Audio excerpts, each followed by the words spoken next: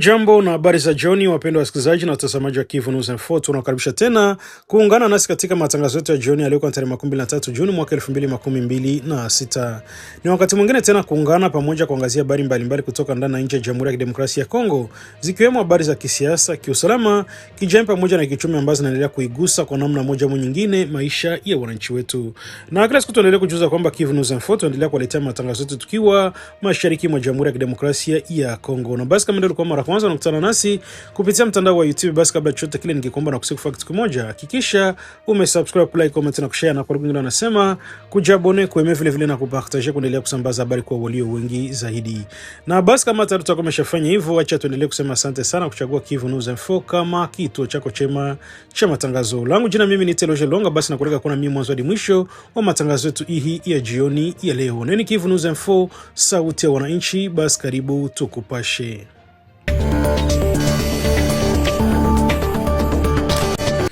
Hali ya usalama endelea kuwa tete katika jimbo la Kivu Kaskazini baada ya watu wawili kutoka Oicha kupoteza maisha siku ya Jumapili tarehe 21 Juni katika shambulio la kuvizia lililopotea kufanywa na waasi wa ADF katika barabara ambao Kimango eneo la Peka 13.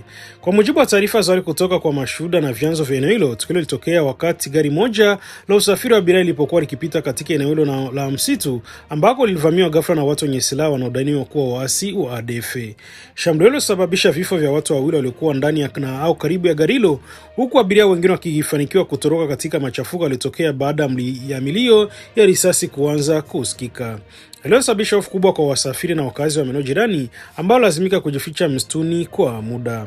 Baada ya kufanya shambulio hilo, walichoma moto gari la usafiri, hatua ambazo zinaongeza hasira na hofu miongoni mwa jamii ya eneo hilo ambalo kwa muda mrefu limekuwa likikumbwa na vitendo vya mara kwa mara vya mashambulizi ya makundi yenye silaha. Eneo la Mbao Kamango, hususan sehemu ya Peka 13, inajulikana kuwa mojawapo wa maeneo hatarishi katika ukanda wa Beni ambako makundi ya waasi hususan ADF yamekuwa yakishukiwa kufanya mashambulizi mara kwa mara dhidi ya raia na wasafiri wanapopita katika barabara hiyo. Wakazi wa hicho wanasema kwa tukio hilo limeacha majonzi makubwa katika jamii yao, huku wakieleza wasiwasi wa kuendelea kwa hali ya ukosefu wa usalama na walazimisha kuishi katika hofu ya kila siku. Wengine wametaka serikali na vyombo vya usalama kuongeza doria na ulinzi katika barabara hiyo muhimu inaunganisha maeneo mbalimbali ya biashara na makazi. Kwa upande wake hakuna taarifa rasmi za haraka zilizotolewa na mamlaka za kijeshi kuhusu shambulio hilo, lakini maeneo ambao Kamango yamekuwa kishuhudia mara kwa mara operesheni za kijeshi dhidi ya ADF pamoja na mashambulizi ya kuvizia dhidi ya raia na magari ya usafiri. Hali inaendelea kuathiri shughuli za kijamii na kiuchumi katika eneo la Beni ambako wakazi wanategemea kwa kiasi kikubwa barabara hiyo kwa usafiri wa watu na bidhaa. Biashara nyingi zimekuwa zikikwamishwa na hofu ya mashambulizi, hali inaongeza changamoto za maisha kwa wananchi wa eneo hilo. Wakazi wa Oicha na maeneo jirani sasa wanaiomba serikali kuimarisha usalama hasa katika njia za usafiri ili kuzuia kuendelea kwa mauaji na uharibifu wa mali unaofanywa na makundi yenye silaha. Hadi sasa eneo hilo linaendelea kuwa hali ya tahadhari kubwa, huku wananchi wakisubiri hatua madhubuti za kijeshi ili kurejesha amani na usalama katika ukanda huo wa Kivu Kaskazini. Basi hapa tuko fasi yenye balichoma gari ku 13 km, basi oni tu iko matata, njia Peka 20 hii iko matata kabisa, route Peka 20 huko jana ndio hivi vilipitika, iko matata hapa kabisa. Maombi tu msikasahau kuna tutia maombi, basi situation ndio hili. Okay.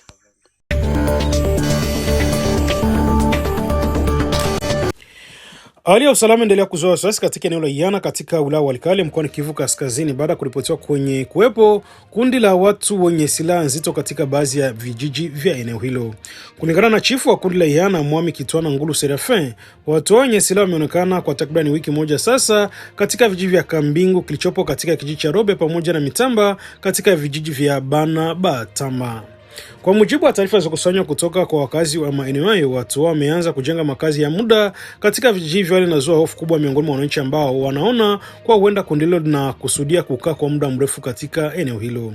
Mwami Kitwana Ngulu Serafin amesema kuwa hadi sasa utambulisho wa watu pamoja na malengo yao bado haijafahamika. Kutokujulikana kwa asili yao kunazidi kuongeza wasiwasi kwa wananchi ambao tayari wamekuwa wakiishi katika mazingira ya ukosefu wa usalama kwa miaka kadhaa. Eneo la Walikale limekuwa likikabiliwa mara kwa mara na uwepo wa makundi mbalimbali yenye silaha ambayo endelea kusababisha mashambulizi, uporaji pamoja na kuhatarisha maisha ya wananchi.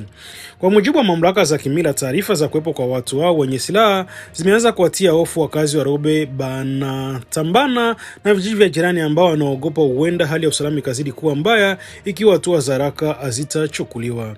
Chifu ameomba mamlaka za kiutawala, vyombo vya usalama pamoja na jeshi kuanzisha uchunguzi wa haraka ili kubaini utambulisho wa watu hao, sababu za uwepo wao katika eneo hilo na kiwango cha tishio wanachoweza kuiletea wananchi.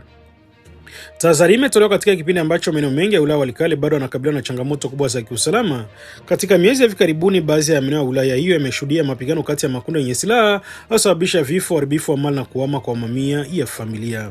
Harakati za makundi hizo zinaendelea kuchangia hali ya kutofahamu na kuongeza hofu miongoni mwa wananchi ambao wanategemea zaidi kilimo na biashara ndogo kwa ajili ya kujikimu. Wakazi wa maeneo yaliyoathiriwa wanasema wanahitaji hatua za haraka kutoka kwa mamlaka husika ili kuzuia hali ya usalama kuzorota zaidi. Wanaamini kwa uchunguzi wa mapema na ukiimarishwa kwa ulinzi kunaweza kusaidia kuondoa hofu iliyopo na kuzuia uwezekano wa mashambulizi au migogoro mipya. Kwa sasa wananchi wa Robe na Banatamba na maeneo jirani wanaendelea kufuatilia kwa karibu mwenendo walio, huku wakisubiri hatua za mamlaka za usalama, wakihofia kwamba kuchelewa kuchukua hatua kunaweza kuleta madhara makubwa zaidi katika sehemu hiyo ya Kivu Kaskazini. Hadi sasa kuna taarifa rasmi zilizotolewa kuhusu utambulisho wa watu hao wenye silaha wala malengo yao katika eneo la Iyana wilayani Walikale.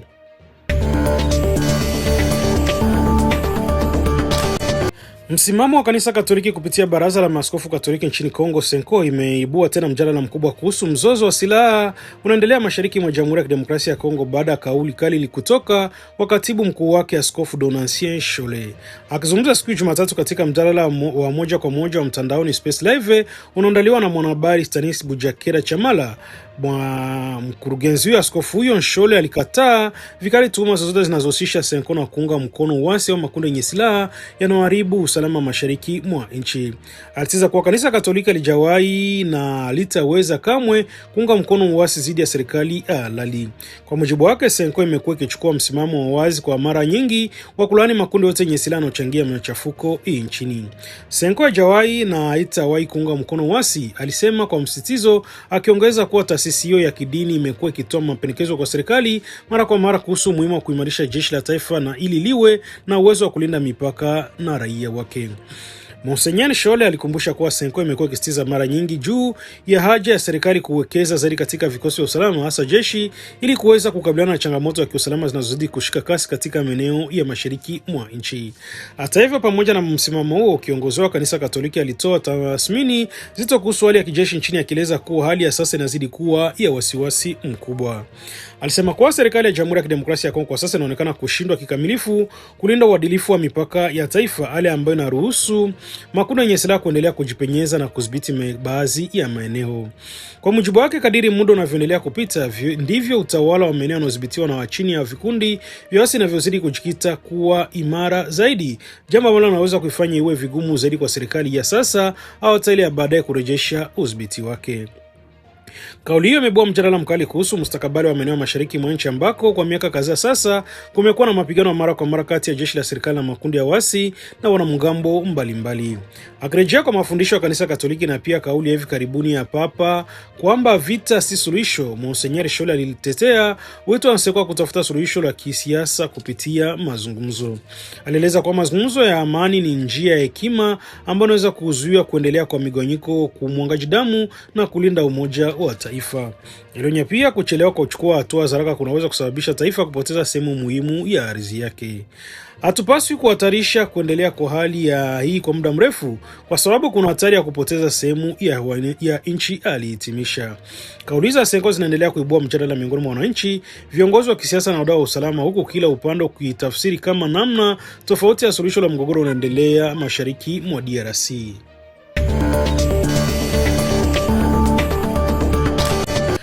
Mashirika ya kiraia pamoja na viongozi wa makundi ya wazalendo katika mkoa wa Kivu Kusini wamekutana katika kikao maalum kilichofanyika mjini Uvira kwa lengo la kujadili hali ya usalama, kuondolewa kwa wapiganaji wa wazalendo katika tambarare ya Ruzizi pamoja na kufutwa kwa vizuizi vya malipo vilivyowekwa katika baadhi ya maeneo yanayodhibitiwa na makundi hayo. Mkutano ulifanyika siku ya Jumapili tarehe 21 Juni chini ya uongozi wa kamanda wa kanda 33 ya kijeshi Jenerali Dunia Kashindi. Kikao hicho kiliwakutanisha viongozi wa kijeshi, wawakilishi wa mashirika ya kiraia pamoja na makamanda mbalimbali wa makundi ya wazalendo wanafanya shughuli zao katika maeneo ya Uvira, Fizi na nyanda za juu za Kivu Kusini. Miongoni mwa viongozi wa wazalendo walioshiriki katika mkutano huo walikuwa makamanda Ngoma Zito, makanaki Kamama Degoma, makanaki pamoja na Constante na viongozi wengine wa vikundi vya kujilinda vya wenyeji vinashirikiana na vikosi vya serikali katika mapambano dhidi ya makundi yenye silaha.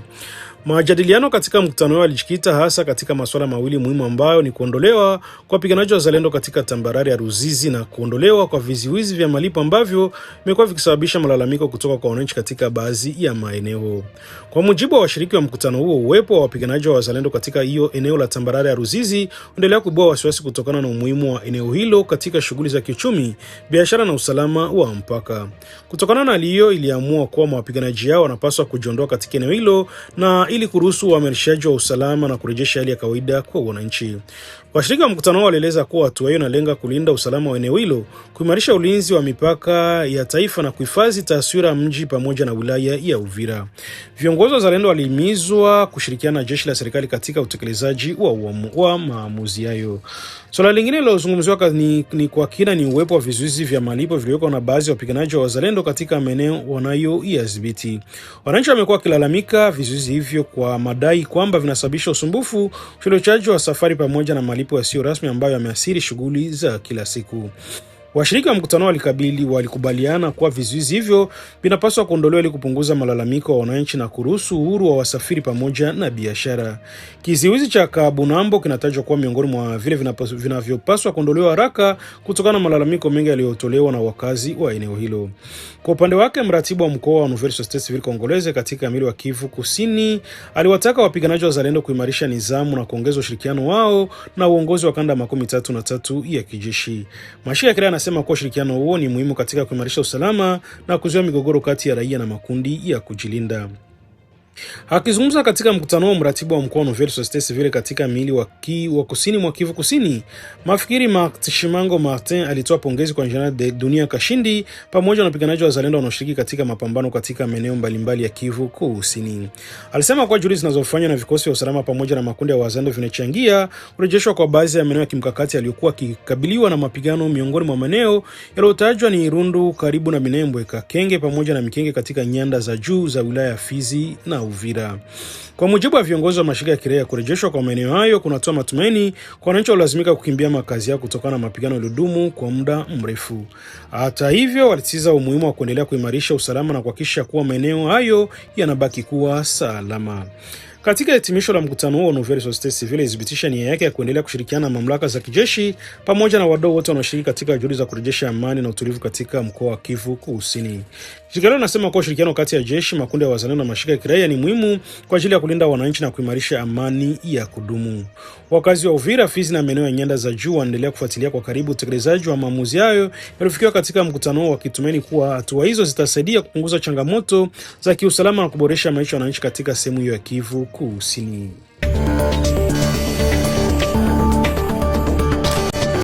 Usiku wa kuamkia tarehe 22 Juni, huduma za usafiri zimefanya operesheni kubwa za upekuzi katika hoteli na nyumba za kupanga zipatazo 10 katika mtaa wa Matongo uliopo katika jimbo la Mulekera mjini Beni, Kivu Kaskazini.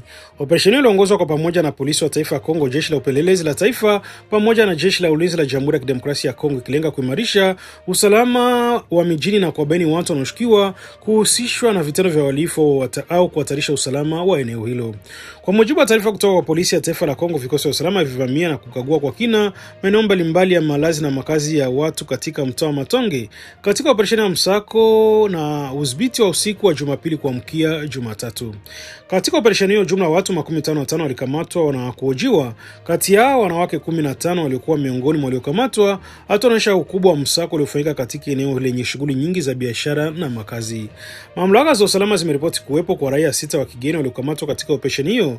Inasemekana baadhi yao walikuwa chini ndani ya DRC bila nyaraka sahihi za kisheria aliozua mashaka zaidi uwepo wao katika eneo hilo. Vikosi vya usalama vinasema uchunguzi wa kina unaendelea kubaini hazi na sababu za uwepo wa kila mtu aliyekamatwa. Kulingana na mamlaka hizo, watu watakaoibanika wanakuwa na nyaraka sahihi au wasiokuwa na huduma zote za kiusalama wataachiliwa huru baada ya uchunguzi kukamilika. Kwa upande mwingine, wale watakaoibanika kuhusika na shughuli zisizo halali wataendelea kushikiliwa kwa ajili ya uchunguzi wa kina zaidi unaendeshwa na vyombo vya usalama. Operesheni sema mfululizo wa hatua zinazochukuliwa na mamlaka za usalama katika eneo la Beni na viunga vyake, ambako kwa muda mrefu kumekuwa na changamoto ya kiusalama zinazohusiana na uwepo wa makundi yenye silaha na wahalifu wanatumia mijini kujificha. Katika operesheni za awali zinazofanana na hii, pia kumekuwa na makumi ya watu wanaokamatwa kwa ajili ya ukaguzi wa uchunguzi, jambo linaloonyesha kuendelea kwa juhudi za serikali katika kupambana na uhalifu na kuimarisha amani katika eneo hilo la Kivu Kaskazini.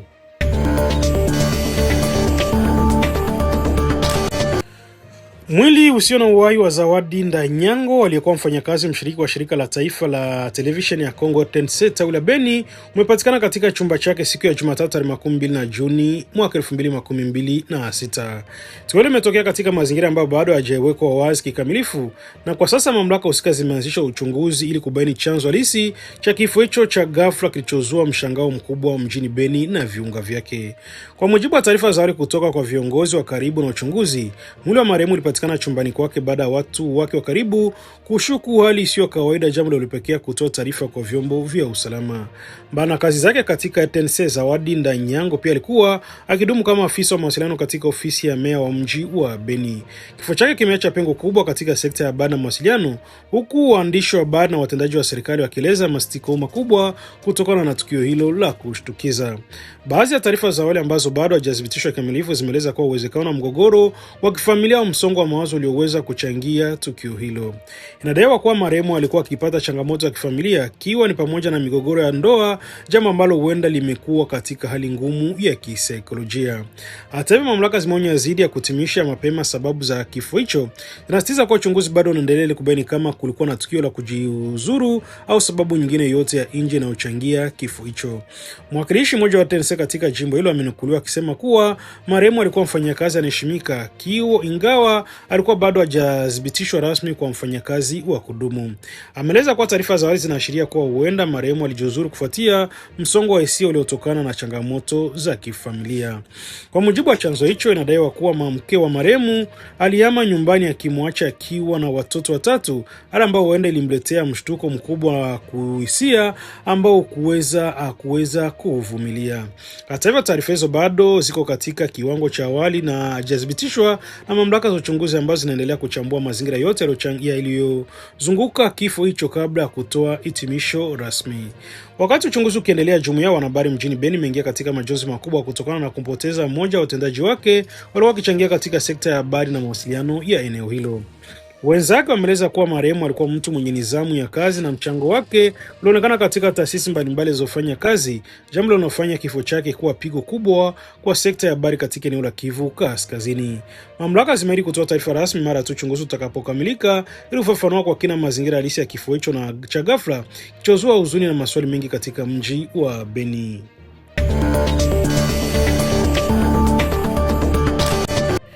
Na ni kupitia hapo ndipo tunahitimisha matangazo yetu ya jioni ya leo kwa tarehe 23 Juni mwaka 2026. Namba kwa kusikiliza ni Kivu News FM Bagada. Siku tunaendelea kuletea matangazo yetu tukiwa mashariki mwa Jamhuri ya Kidemokrasia ya Kongo. Basi tunashukuru sana kwa kuwa nasi kuanzia mwanzo hadi mwisho wa matangazo hii, na tunakaribisha tena kesho katika vipindi vyetu vingine vya habari na uchambuzi. Basi endelea kufuatilia Kivu News FM kupitia kwa habari saa hii za haraka na zenye uhakika kutoka ndani na nje ya Jamhuri ya Kidemokrasia ya Kongo. Mimi ni Teloje Longa ambaye nilikuwa nikusomea matangazo, na basi nikutakie jioni njema na usiku mwema, huko nikwadi tukutane tena kesho asubuhi kwenye matangazo mengine. Basi jioni njema, usiku mwema na Mungu awabariki. Skrini zetu zinaweza kuunganisha au kugawa. Leo hii taarifa nyingi husambaa bila kuthibitishwa kwenye mitandao ya kijamii. Uvumi, habari za uongo na maneno ya chuki vinaharibu uaminifu na kudhoofisha jamii zetu. Kabla ya kushiriki, jiulize swali rahisi: je, taarifa hii ni ya ukweli?